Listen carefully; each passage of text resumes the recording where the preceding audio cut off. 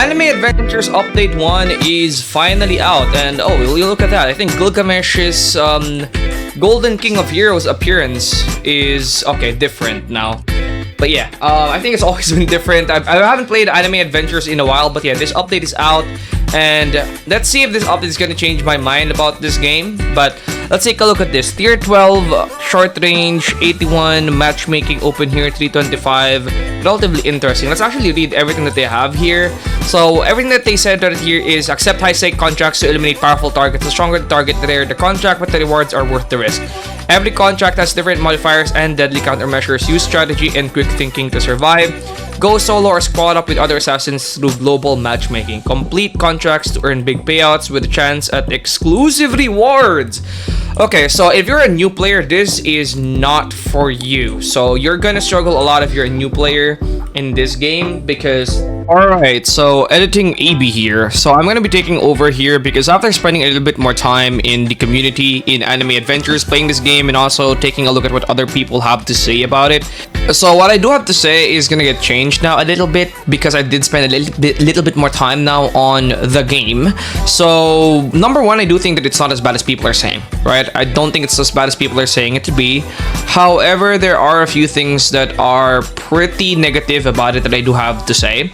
Number one is always going to be how difficult it is, and I did already mention this in some of my videos before Anime Adventures even came out, that Anime Adventures is going to be a game where a lot of people are not gonna have a good time catching up because Anime Adventures has been out for 2 years before it became really popular. It is more popular now than it has ever been. Like, it's more popular now, like 3 times, 4 times more players than it ever had, because the tower defense community is way bigger now than it used to be. Like when Anime Adventures was the only tower defense game released, tower defense games nowadays are much more popular, right? And I feel like a lot of the new players that are playing this game are very much not caught up to the game. So I knew that people were gonna have a hard time with these updates and with these events because Anime Adventures has always been a game where you have to grind to get the units, and it really does show here because if you don't have the top units in this game, you are going to struggle with it, and it is going to be quite difficult for you.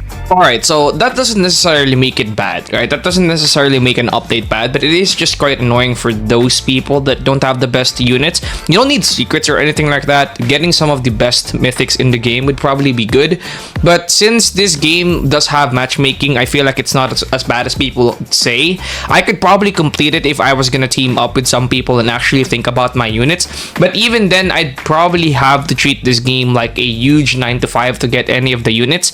That's one of the things I've noticed about Anime Adventures. Their grind was always really long, and some people like that grind, but me personally, I don't like it. So I guess if you're the type of person that likes the grind, then this update will be for you. But I feel like that's one of the main problems in this update. And this is the fact that there's a lot of people that are new in this game because Anime Adventures is more popular now. There's a lot of people complaining because, you know, they're not caught up to all the best units yet. That's simply why they're complaining. It's not necessarily the worst update. It is, in all honesty, a pretty unique update, but there's a lot of things that could have been done here, like maybe make the update less difficult. But then if they make it less difficult, there's going to be a ton of AA veterans complaining, so they really can't win, honestly, and they would have to really find a good middle ground or add a content for new players and content for pro players. I don't really know how they're gonna do it, but moving forward, since there was no data reset, there is going to be a huge divide between the veterans and the noobs, because the noobs are gonna have a hard time catching up, and the veterans are gonna have a boring time if they do make the updates much easier. So that is a big problem. There is more to talk about, such as, for example, the remodels, but that's gonna be for a separate video,